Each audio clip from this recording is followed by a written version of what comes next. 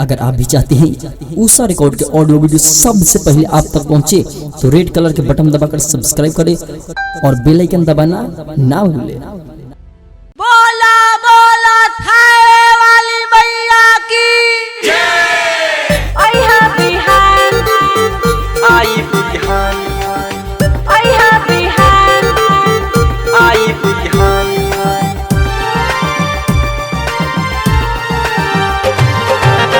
माँ ऊषा म्यूजिक।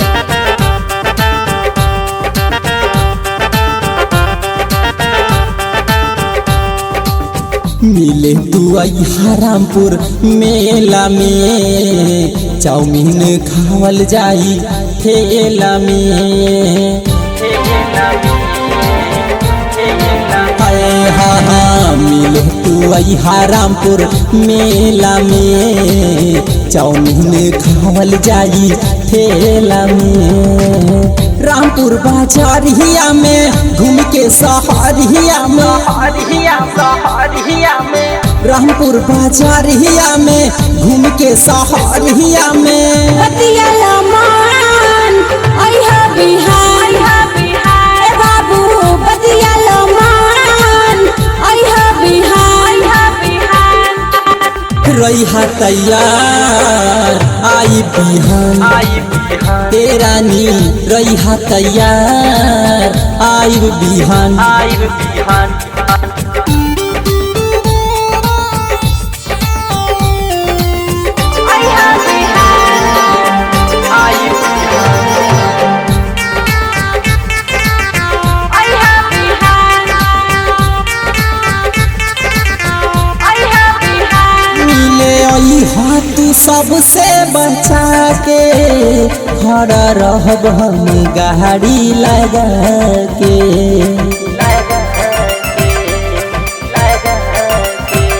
मिले आई हाथ सबसे बचा के खड़ा रहब हम गाड़ी लगा के। मेला देखल बड़ी भारी भाई देखी बड़ी मारी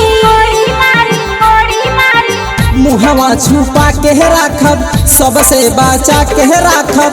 बतिया मान आई है बिहान तेरा नी रही तैयार आई बिहान आई बिहान आई बिहान आई है बिहान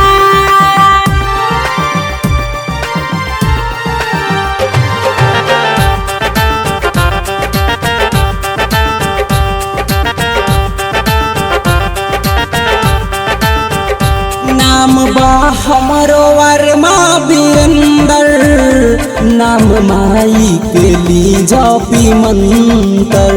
जापी मंतर नाम बा हमरो वर्मा वीरेंदर नाम माई के ली जपी मंतर।